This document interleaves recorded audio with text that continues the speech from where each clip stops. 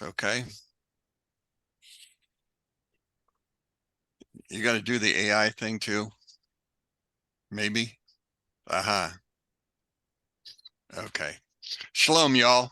It's Wednesday night, and I'm glad you joined us on Nativ on a Wednesday night. It's interesting tonight. Normally, I send out a lesson ahead of time telling everybody what I'm going to teach. And I've been thinking about this for probably 6 weeks now because I knew I was going to eventually run out of material, or at least run out of chapters. I want to finish Daniel by doing an epilogue. I'm sure you understand an epilogue is a glimpse at some of those things that are probably more hidden that I didn't spend enough time talking about. And so I really want to bring that forward. I also want to try to tie it more to the spiritual side. I mean, I've been giving you physical facts after physical fact. I've been trying to keep you aware of every major war in some sense during this entire time of Daniel. But I want to look a little closer. And I want to go back to the book of Daniel to chapter 1. So if you'll turn back to chapter 1 in the book of Daniel, and I want you to look at the very first 2 verses. And we're going to use the Bible tonight. We're going to use it from a lot of different perspectives, but I just, in this study, I gave you an introduction, then I gave you chapter 1. Now I want to give you chapter 1 more extensively. I want to just take those first 2 verses that's there and tell you that even in a simple introduction, there's a lot of information that really leads to somewhere, because Daniel over his 12 chapters is going to hint and he's going to speak to lots of different things. In these first 2 verses, it begins by saying, in the 3rd year of the reign of Jehoiakim, king of Judah, Nebuchadnezzar, king of Babylonia, came to Jerusalem and laid siege to it. Now the Lord delivered Jehoiakim, king of Judah, into his hands with some of the vessels of the temple. And I think the vessels of the temple is the important part here. He brought them to the land of Shinar, to the temple of his God, and the vessels he brought into the treasure house of his God. Now, according to historians, all of this is going to happen in the year 6000 or 602 BC. 602 BC. That's when Jehoiakim is finally taken. Jehoiakim was actually king from 605 to 602. Jehoiakim was a vassal of Nebuchadnezzar and decided he didn't like paying that rate. So he joined himself to the Egyptians and expected the Egyptians to take care of him. Well, obviously that doesn't happen, and he ends up in captivity. Now, in taking Jehoiakim, he also takes with him approximately 10,000 of the highest intellectual people in the country. He takes their talented silversmiths. He takes their religious people. He takes a great number of people that would make the society what it is. And so in the process, we know Daniel and the 3 boys all went with them. But I want you to understand the temple vessels are just as important. You see, of all the vessels they took 1 out of the temple itself, and that was the menorah. The menorah. The menorah is a key to understanding what's going on in this thing. I've given you timelines and all on this whole thing, but now I want you to understand that there's a spiritual timeline that's going on here, that it is not just simply the physical. When we look at the menorah, that's one of those things that I've always loved to, there you go. Here's a menorah for you. I tried to give you some of the background, some of the history, some of the places that we've talked about. And in this case, I gave you what's called the Hanukkah menorah. Now you could use either one in this case, but I chose to use this one because, well, first off, we just came from Hanukkah. Hanukkah, if you go remember, comes from the Hebrew word Hanok. Hanok is the idea of training. It's the idea of education. It's the idea of dedication. It deals with the celebration of God. The Hanukkah was golden, just like the menorah, because it was the menorah. The Hanukkah was not made until after. You see, what the Hanukkah represents was the 8 days that the oil itself, they found one cruse of oil, which would have lasted 1 day, but instead it lasted 8 days until they found and crushed and created their own new oil that they could bring back into the temple. Now, this oil that we're talking about, it is itself fascinating, but I'll get there in a second. But what I want you to understand is this menorah contains within it, well, first off, it's gold. It was made not by Bezalel, not by Moses, because neither one could make it. You see, God's instructions were it must be from one single piece of gold, but it must be beaten into place. Now imagine beating gold to a point where you can put the oil into the lamp areas, establish the wicks. That couldn't be done by them. God did that. You see, God was in the menorah from the very beginning. In fact, if you understand the idea of light, you understand that that's God. God is both light and dark. Now we see it as black, but that's not really what it actually is, because even in black is a spectrum. And as we look at this, then when when the temple was interrupted and Jehoiakim and the 10,000 left, God went with them. God was a part of the going out. God was involved in all of that. God chose where Israel was going to end up. Remember the whole story? God told them that they're going to Babylon. Why did he pick Babylon? He picked Babylon because the language was similar. The ability to create and develop was still going to be there. They accepted multiple gods. So God himself was not going to be something left on the outside. Of course, they had a very difficult time in the beginning because of the fact that the Babylonians, or the Chaldeans in this particular case, held it over them.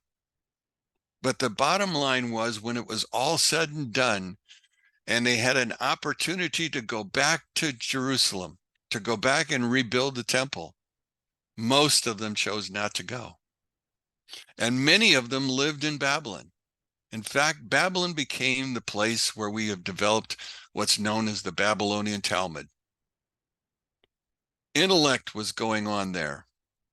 It was a place where education was accepted and admired. So in our story then, God moves with his people. Yes, he's there, but yes, he's everywhere. But he begins the process of walking with them through all of the trials that they're about to have. And he arrives first. But guess what? The menorah disappears. Nobody knows what happened to it. It's not found in Babylon. Some believe, well, the Romans must have taken it. It must be in the Vatican. Everything else is in the Vatican. It must be there. But nobody's sure of that. Nobody's sure what happened to that menorah. The only thing we do know was that it originally was left with the temple vessels in a treasury area near the god of Nebuchadnezzar. But for some reason, it disappears. But we still have to understand God is with them all the way through this. And this problem that they're involved in, well, it's going to last longer than a 45-minute teaching. In fact, if you can go back over to the candle and where you see the area that's marked 602, that's 602 BC. What we're going to talk about is that God had to spiritually be with them all the way to 1948, because you see, all of that was exile. Before the Judeans went into exile, remember 722 BC, the Israelites went into exile. The 10 tribes were gone. All of this happened for a reason. And the reason was the decision by the people to want a king. Turn next to Daniel chapter 9. Our favorite verses 25, 26, 27. As you're looking at this, I want you to go specifically, well, we know 24. 24 is what it will be, not what it is. 25 begins by saying, "Know and comprehend from the emergence of the word to return to build Jerusalem until the anointment of the prince will be 7 septets, or 7 weeks." That's the first period of time. That's my little orange block at the beginning. That piece of time marks from the time they entered into the land of Israel with Joshua until the day in which Israel decided they needed a king. Until that day, everything was fine. Not perfect, but fine. But when they decided that they no longer needed God, but they needed a king instead, because they wanted to be like the rest of the nations, time began to change and things began to change for them. Things were not the same anymore. And we know by reading 26 and 27 that struggles will be going on over and over again. Now, depending on who you've listened to already talk about Daniel 9, you already know that you're talking about a long period of time, but you're also talking about a period of time that has what appears to be Jesus coming, or somebody's coming to take care of us. But we have to understand, first off, that God's time is not our time, nor does it match our time. And because it doesn't match our time, we have to understand, where does God mark his time? I've read a book, and I've shown it to you before. It's called the Book of Jubilees. The Book of Jubilees marks time in God's time. It marks it in 49, 50-year periods. Let me explain. If we were to go and you were to look around, and I would say, let's go to Cairo and look at the pyramids. And I were to ask you, well, how old are the pyramids? You would tell me, well, it's got to be less than 6,000 years, because that's how old Adam was when we started this whole thing. But yet when we talk to a scientist and they date it, they're dating it at somewhere between 12 and 13,000 years old. And that it's made out of 3 different kinds of stone, indicating that there's periods of pyramid building. But all that pyramid building began before 6,000 years. And so we ask the question, what is he talking about? And then I go back to the very first word of the Bible, Bereshit. You see, Bereshit begins with a bet. And if you've ever seen a bet, you recognize the bet is facing in 3 directions. And there's an open side, but there's a very closed side. That closed side is what's behind. You see, we don't know what's on the other side of that, or at least we don't think we know. But if I were looking at the world, and if there's only 6,000 years here, then my pyramids are back here. And there were civilizations before. Now, if I was listening to the rabbis and I was listening to some of their midrashic writings, I would tell you that there were probably multiple civilizations that existed prior, each one lasting about 6,000 years. Strange. How long is our earth destined to last? Now, it's not because he's going to eliminate everything. but there appears to be a continual process. I was reading another book. In fact, I've got it here somewhere. I think I'm reading a lot. But anyway, it's called The God Code. The God Code, the first 5, 6 chapters, deals with evolution. You know, for the longest time, we used to think we were related to the monkeys because that's what Darwin said. Well, actually, Darwin didn't say that, but that's what we implied from Darwin's conversations. And later we found out that as we read and we ran into these characters called the Piltdown Man and the Neanderthal Man and all of these others, they looked more like the monkey. Well, they must be evolution and we must be the result of that evolution. But then when we stopped to think about, well, when we dated their bones, we found out that their bones were far more than 10, 12,000 years old. What happened? What's going on? I want you to know you and I are not related to monkeys, and you and I are not related to the Neanderthal man or any of the other characters that we find in the past. And the reason I know that is because they've checked their DNA. Even from their ancient relic bones, we can actually do a DNA sampling. Their DNA does not match ours. We are new creatures. Now, if you go back to Genesis chapter 1, verse 1 or verse 26, you find out that in the beginning God created man and he and she. Well, let's go back. Look at it for a second. I want you to notice an article. 126. 126 Genesis. Excuse me while I get a drink. It begins by saying, and God said, let us make man in our image after our own likeness. And they shall rule over the fish of the sea, the birds of the sky, and over the animals and the whole earth, and every creeping thing that creeps upon the earth. So God created man in his image. In the image of God, he created him, male and female. He created them. In 127, if you're reading at it in the Hebrew, you're going to find that you're going to come to a interesting word. So Elohim bara ha'adam, the Adam. In verse 26, he just created man. But in verse 27, he created ha'adam. He created the man. Some would tell me, and I would tend to agree, we're talking about those other creations, those other man-like beings, but not man himself. Because you see, man was different.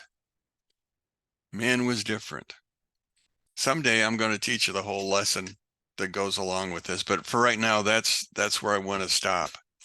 But I want you to understand then that what we're walking through is a calendar based on 6,000 years, but God has been using the same measuring stick centuries back beyond our 6,000 year period, back beyond it.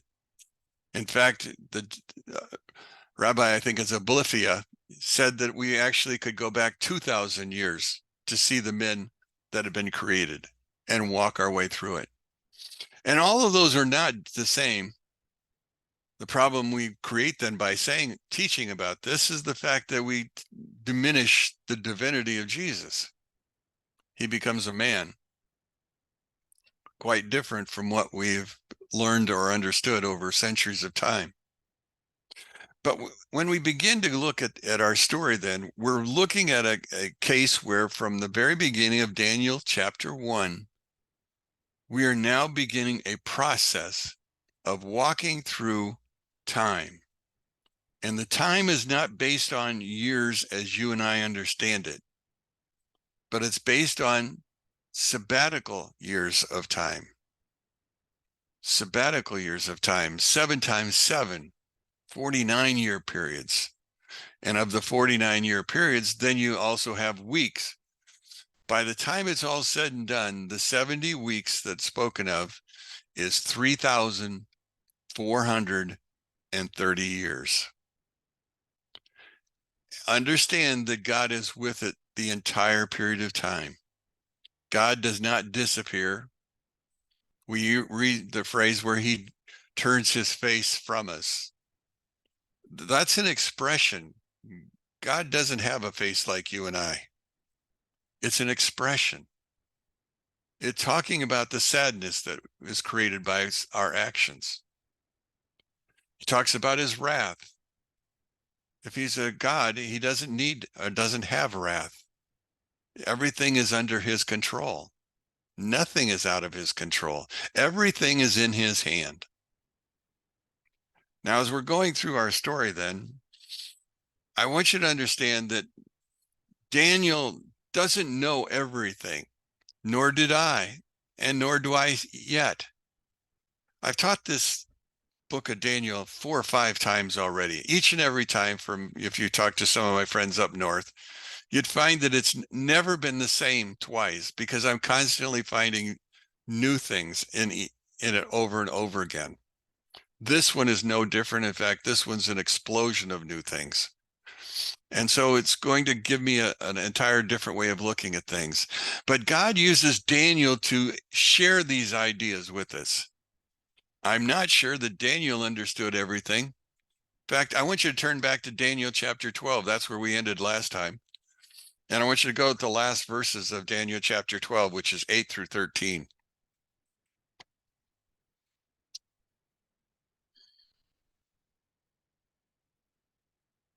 Okay. Daniel chapter 12, verse 8 through 13. He begins by saying, I heard, but I did not understand. Imagine, I heard, but I did not understand. This is Daniel talking. Daniel is confused by what he's now hearing because it doesn't make sense in the normal way people think. But again, this is God's thought. My Lord, what is the end of these things? And he said, Go, Daniel, for the words are closed and sealed until the time of the end. Then they will be clarified and whitened. They will be clarified and whitened. The Jews have an expression for the Torah. The Torah is white fire on black fire. In other words, according to their understanding, there's 600,000 letters in the Torah being the first 5 books.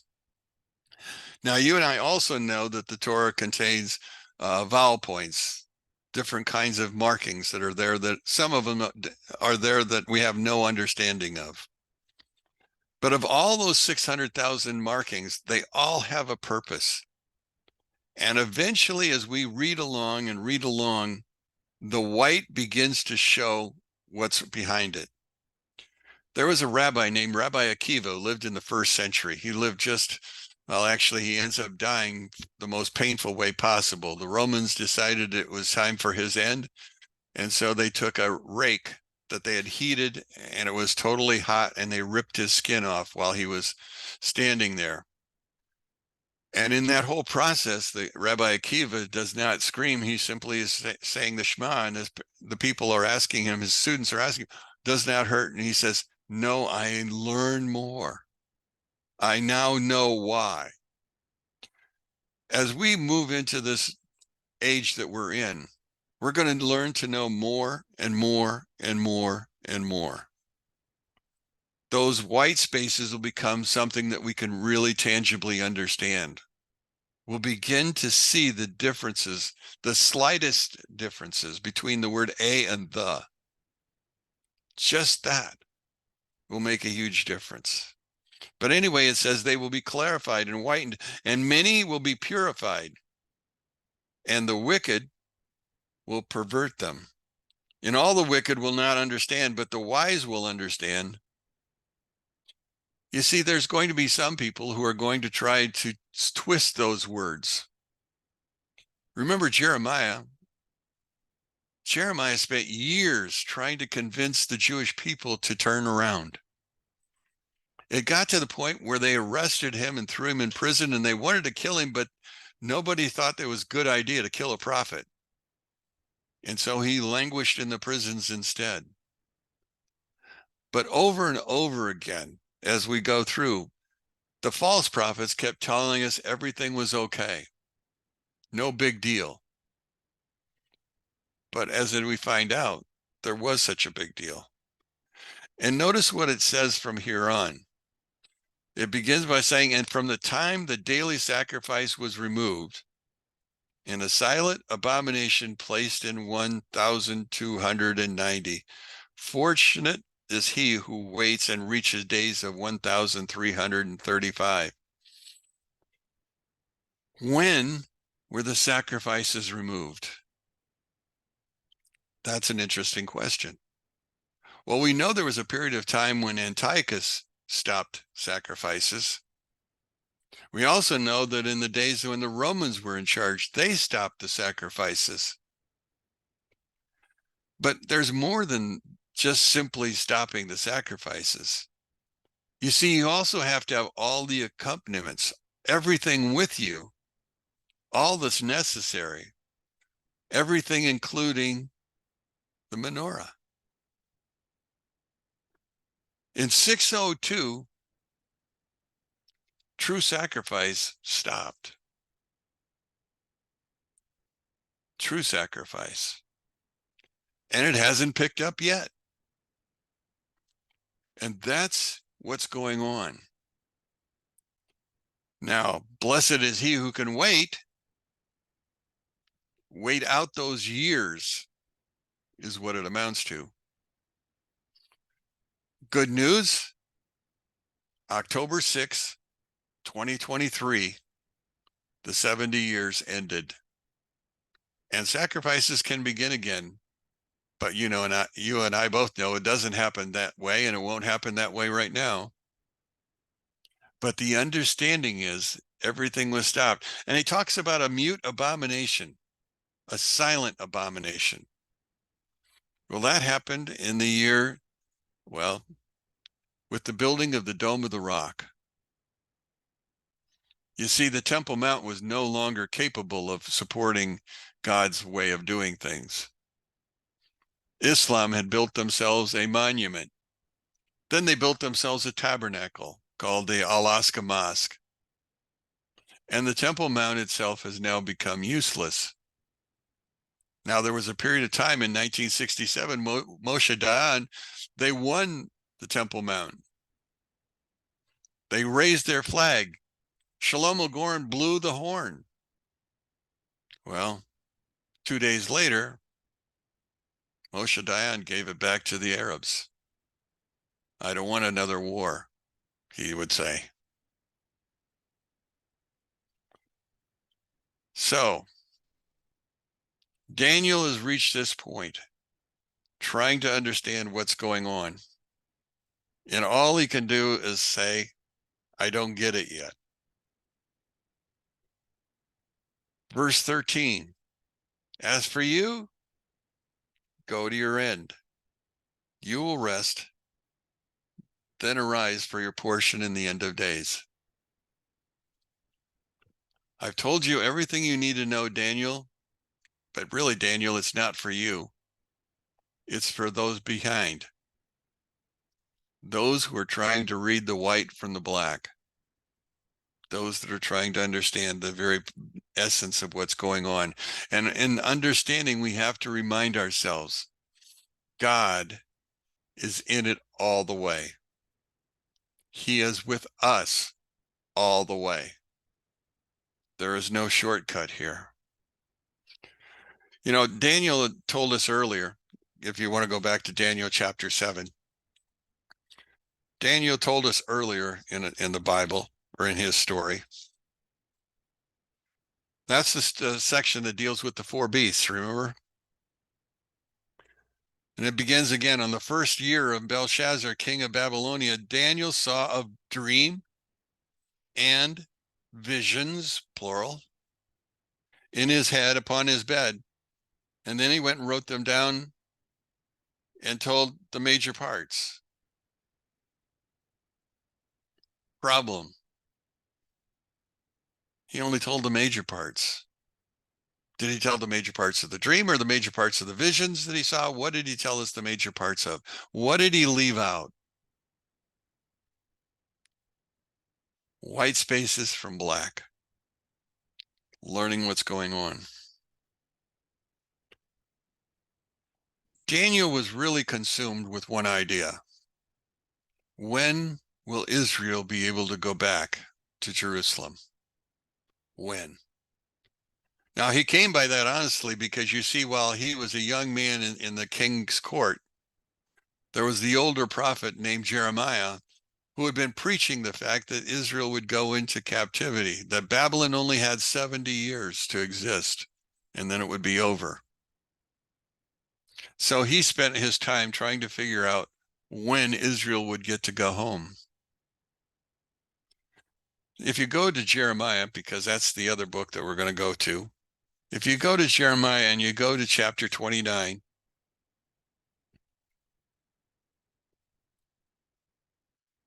and you're looking at verse number 10,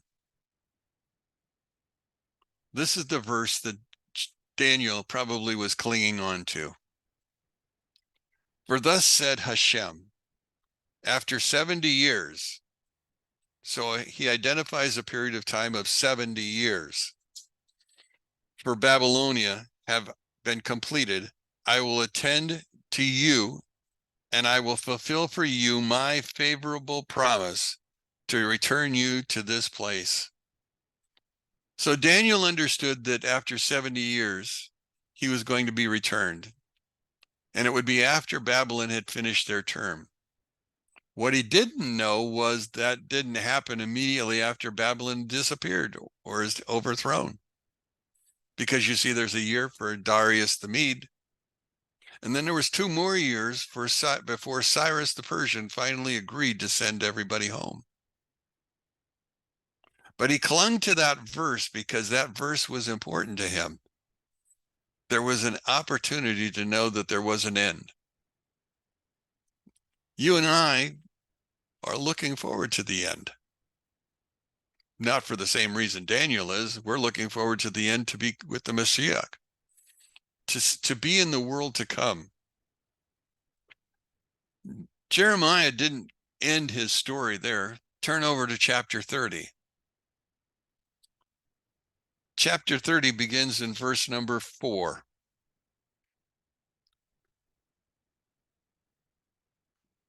These are the things Hashem spoke concerning Israel and concerning Judah.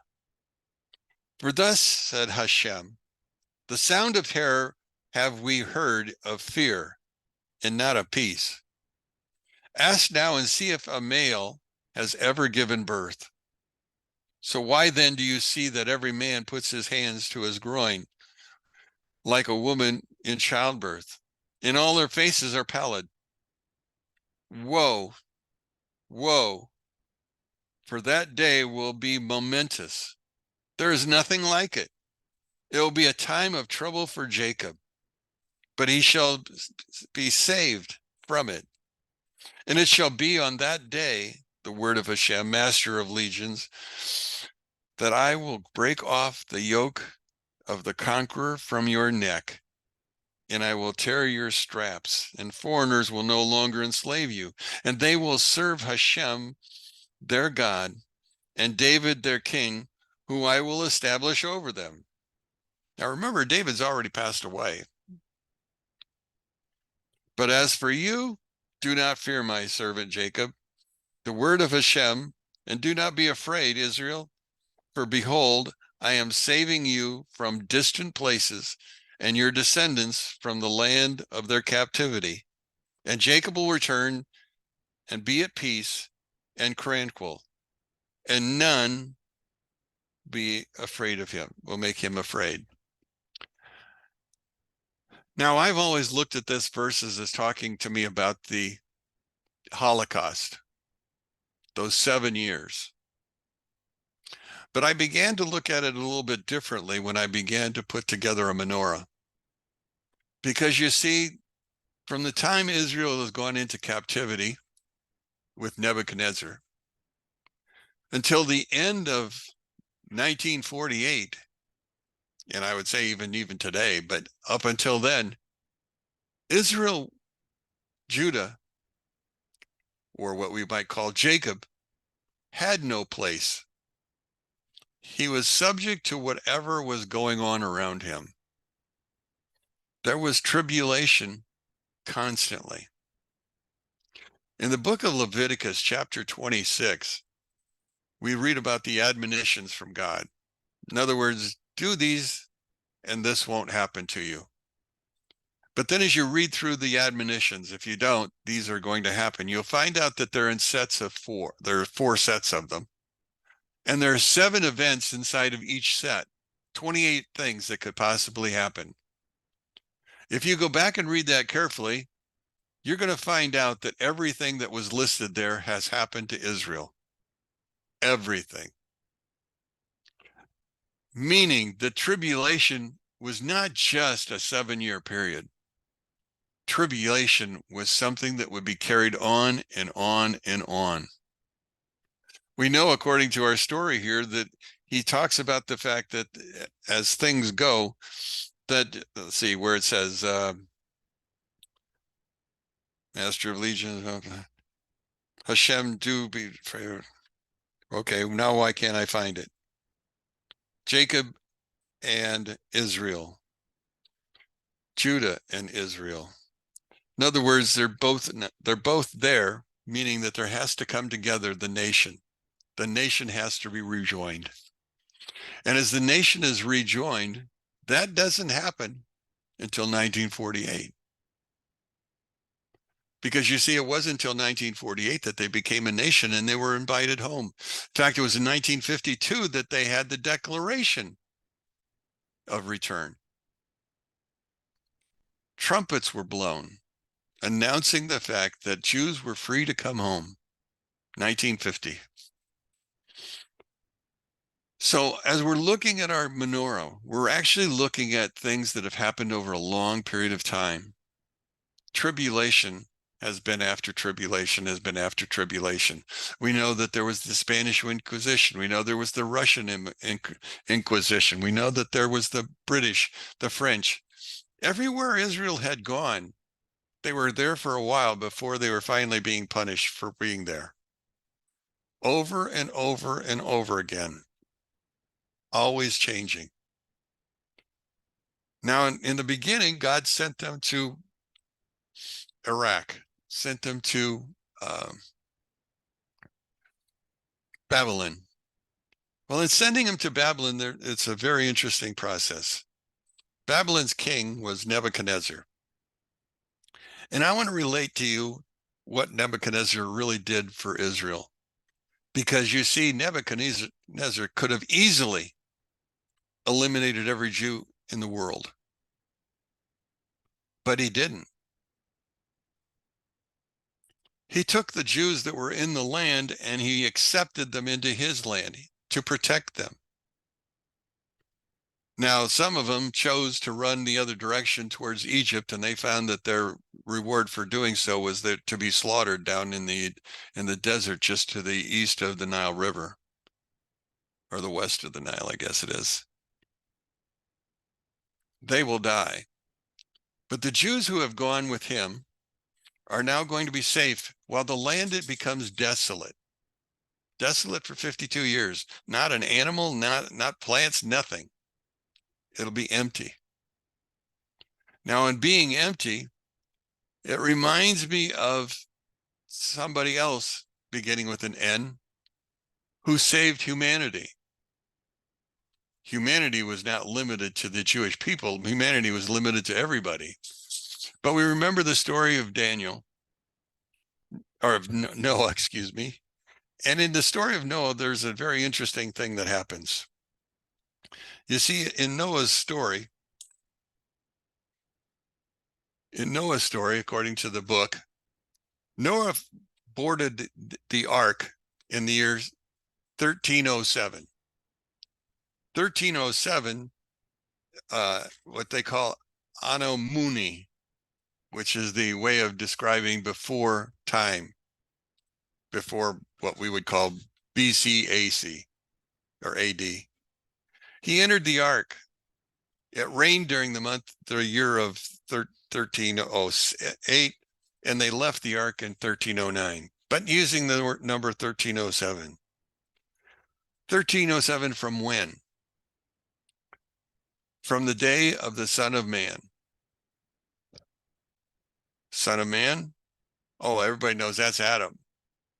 No, the Son of Man was not Adam.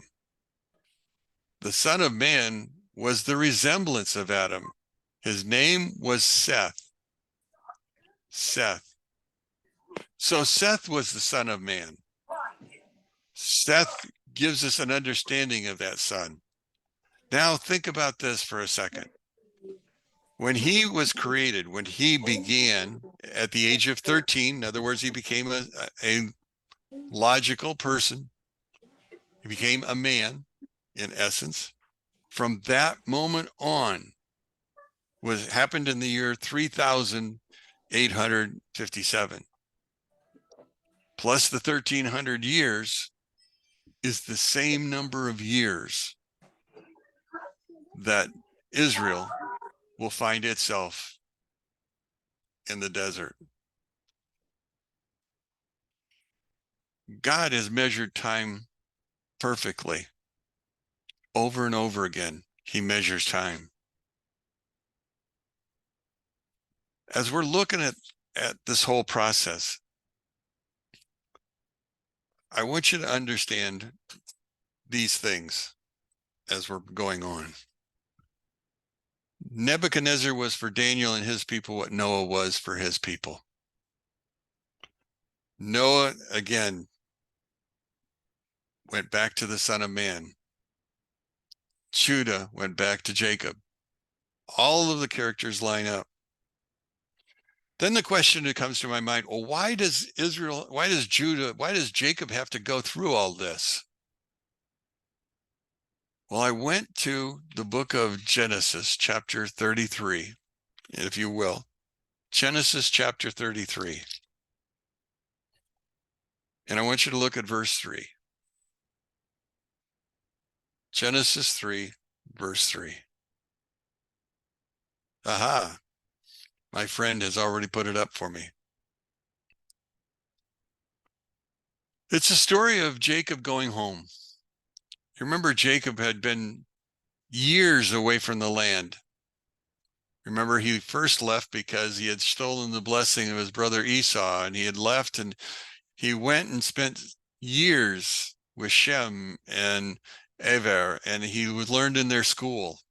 And he left from there and went up to Haran. There he met Laban. There he met his wives.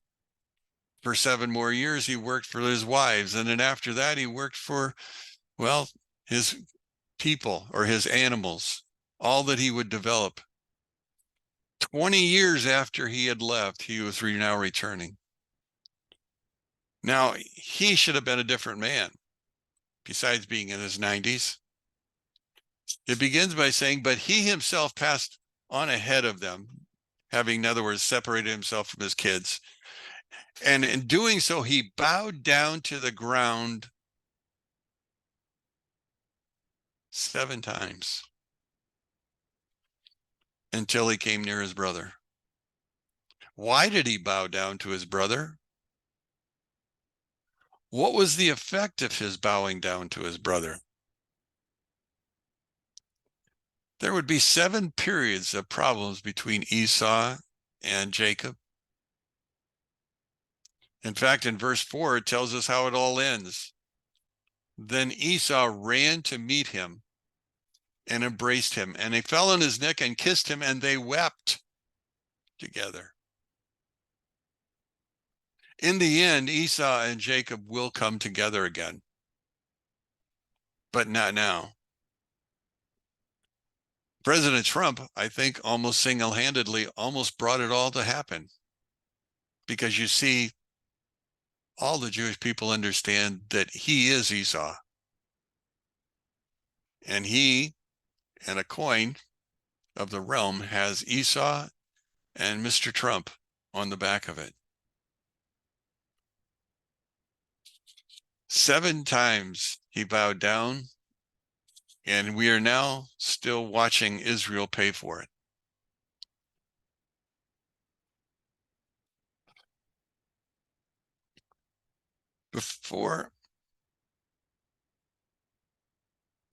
Well, let me take us back to Daniel. Let's go back to Daniel for a second. I don't know what time it is. It's 45 minutes. You people sure do listen slow. Steve, can you explain that just a little bit more, what you just said? I can explain anything more, but explain which more? What you just said about that's why they're going through what they're going through. What do you mean? Jacob, remember, received just prior to meeting his brother, he had a wrestling match. Do you remember what happened at that wrestling match? His name was changed after that match, wasn't it? But when we looked at Genesis 33:3, what was his name? Jacob. In other words, he was acting on his oldness, not on what he was becoming.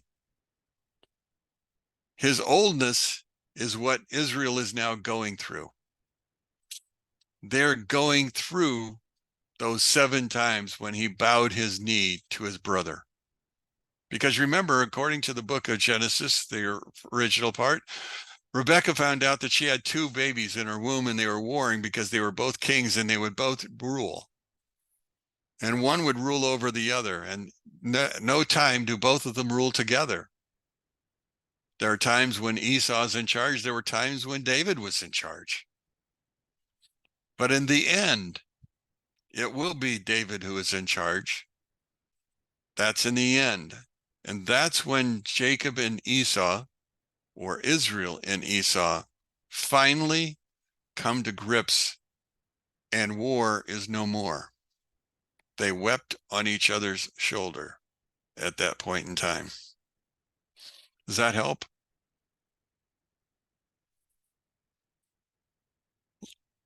Go to chapter 3 in the book of Daniel.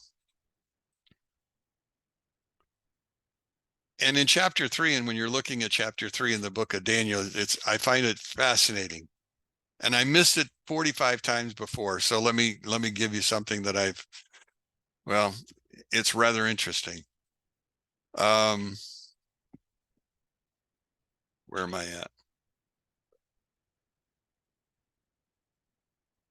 Aha. I found it in my Bible. Now I got to find my underlined passage. I'm sure you don't mark your Bible up like I do, because you shouldn't do that, but I did. In the book of Daniel, the 3rd chapter deals with what? Do you remember? Nebuchadnezzar decides that he's going to build an image of himself. Now, the image isn't going to be of gold and of silver and of brass and of iron and mixed iron. It's going to be all gold, head to tails. Now, in making this particular object, as he does, one of the things that happens is the fact that he decides we need to get everybody together, and everybody needs to celebrate my statue. Now, the 3 Hebrew boys, what happens? They decided that that may not be the best thing for them. Notice that Daniel is no longer there. Really, this lesson is about how Israel should react, not how Daniel should react. And in the stories we're going through in Daniel chapter 3, remember that they refused to bow to the image. People saw it, turned them in. Nebuchadnezzar says, well, these guys, they're part of my council. I'll give them another chance. To which they refuse. And again, and again. Well, by this time, Nebuchadnezzar is becoming very, very steamed. Do you remember what he does at this point in time? How is he planning on punishing his children, these three insolent boys? What is he going to do? He's going to create a blazing fire. What does it mean, a blazing fire? How hot is a blazing fire? Well, this fire is going to be what? 7 times hotter. Why 7? 7 is God's number. 7, God is in it, because remember what's going to happen. Those that took him up to the top to push them into the furnace all died. They fell in from the heat. They jumped in, and lo and behold, not only are they there, but so is another image with them. Because you see, God is always with them, never alone. As we go through the book of Daniel, we're going to find that God is always in it, each and every chapter. Look at Daniel chapter 4, at the tree that's there. Remember what happens. Jeremiah has an ego. Well, if you're a king, you're going to have an ego. I want you to go down to verse number 20, thereabouts. And as we're looking at this, Daniel is going to interpret a dream for Nebuchadnezzar. He already did one in chapter 2, but he's going to do it again. And this one's about a tree. And as he's looking at this, it says in 4:20, the tree that you saw, which became large and grew strong, and whose height reached to the sky and visible to all the earth, and all the foliage, and whose foliage was so beautiful and was abundant, and it was food for all animals underneath it. And he lived in the field, and those who branches, that was the kingdom of Nebuchadnezzar. You see, it spread everywhere. It was complete. But notice what happens after that. Becomes strong. Verse 23, and in that the king saw an angelic watcher. Who's the angelic watcher? Those were the people who were the guardians over each nation. So there's this angelic watcher, a holy one, descending from heaven, and he chopped down the tree and destroyed it. But he didn't destroy it completely. What does he do? He left the stump with its roots in the ground and a band of iron and bronze around it, and new grass of the field, that let it drench the dew from the heavens and let him share the animals' food. A stump, roots are still in the ground, and at the top of that stump, there were there was a brass and there was an iron ring at the top. Do you see it? Where did we see iron and brass before? That was the nations, right? The tree is going to be cut off, and what's going to take its place will eventually be Greece and Rome, or the Greco-Roman Empire, if I would like to say it that way, because you see, that stretches all the way to the end of the days. Remember a week ago or 2 weeks ago, I gave you the map at the bottom, and I gave you the different empires, and that was Daniel chapter 11, and I went through all the empires that were possible. But one of the empires never destroyed itself, or when it never died, and actually 2 of them didn't, because the Greek Empire was all thought. The Roman Empire continued on and on and on and on, became the Byzantine, but it still functioned. It was the Greek Orthodox Church by the end, but it was still functioning. So he chops it off, but yet at the same time, the roots are still there and they're growing strong. But this tree is going to be suffering from the control of Rome and Greece into the end. That was the interpretation that Daniel gave to it. You see, Daniel was hinting all the way along, on whether he knew it or not, all the way along, God was talking to him about the four nations, and he was talking about other things. Well, what about the Holy Roman Empire from David's point of view in New Jersey? The Holy Roman Empire, remember, was two parts, right? The first part was the Roman Empire of Italy. From Italy, remember, there was a separation, and Constantine built a second Rome, and he built it at Constantinople, which later became Istanbul, which was before that was called Byzantium. But the understanding was that the empire that was on the east, he conquered that, and it became part of his. Eventually, it would be destroyed, but left behind would be the organism which we would call the Catholic Church. But the Eastern Empire would go on for centuries yet. It would morph and continue to change, but it would still be there over and over and over in time. Eventually, it will be done. But in the meantime, they shackle. Eventually, it is habituated. Yes, the German provinces. Yeah, now I'm going to be teaching. Never mind. Good idea, David. But let me stop here at this point in time, and we'll pick it up next time because I've already gone almost an hour, and I want to give you a chance to think about this as far as we've gone so far. What I want you to understand is Daniel is a complex book. It is not simply 12 chapters. It is not simply something that you can pick up and read and expect to learn it all, because it's in black and white, but you're going to have to follow the coloring of the book. And it's always hinted. It's not spoken directly. And not only that, God hid some of it. He didn't give us all the details. But in the days of the end, so much more is going to be revealed. I just hope that I've begun to give you some idea of how much more there is in this text. But again, spiritually, this is like the menorah. The menorah was pure gold.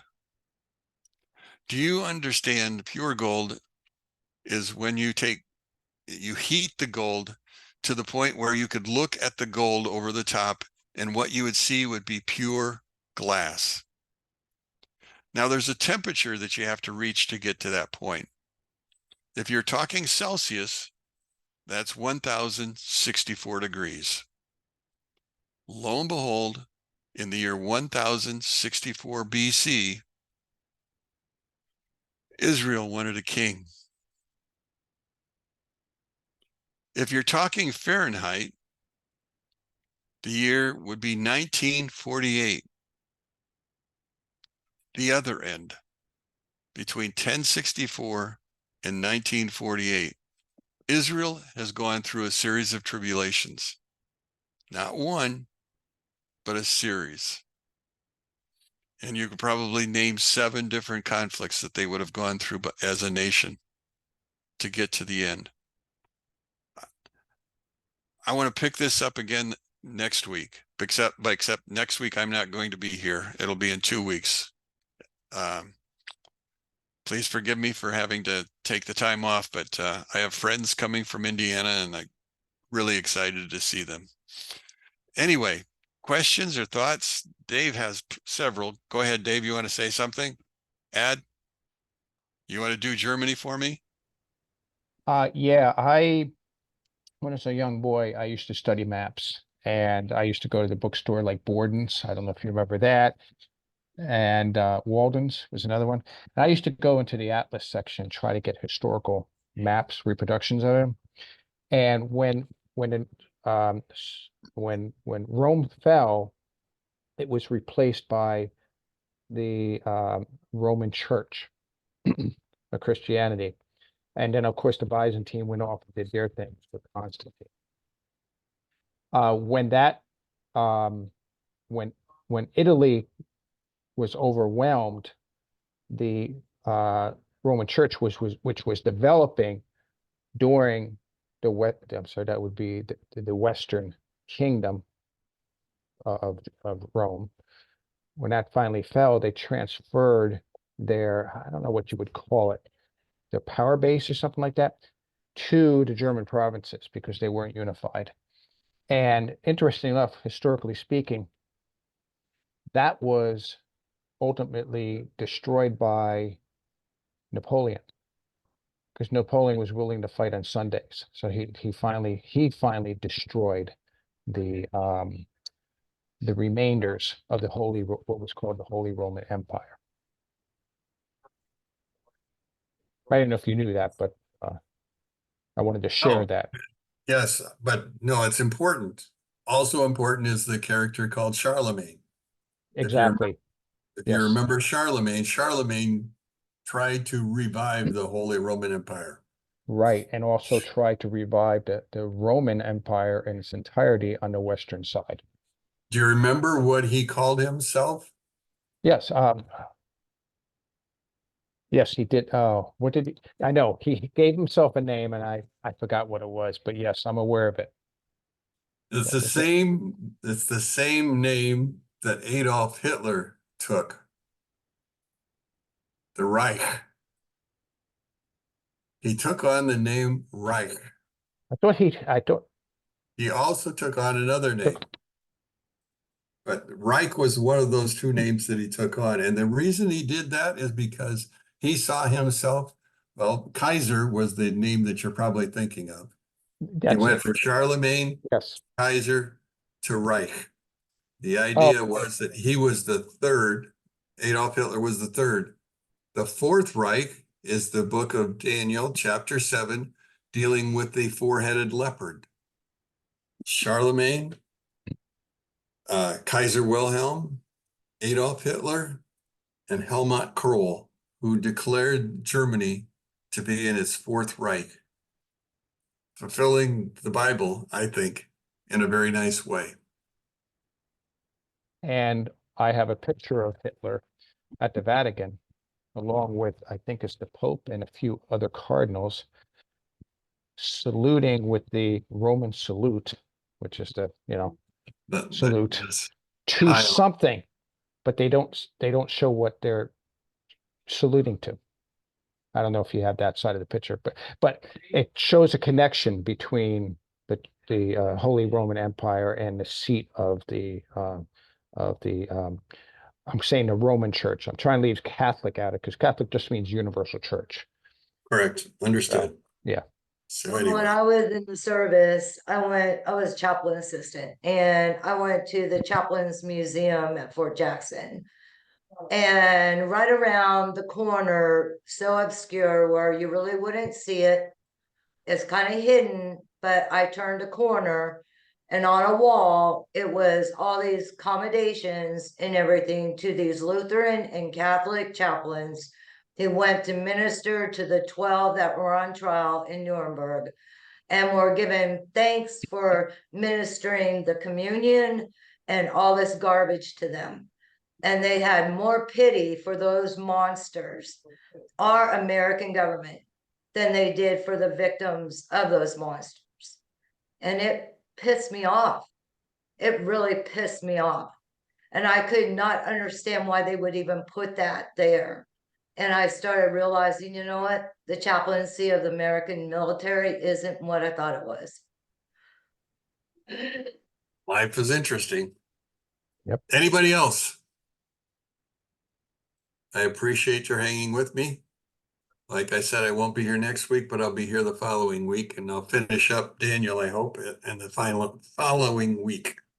So y'all have a good week. May it not rain too hard at your place. Shalom, y'all. Have Well, fun some with of your it- friends. Yeah. Shalom, shalom. Shalom, Shalom. shalom.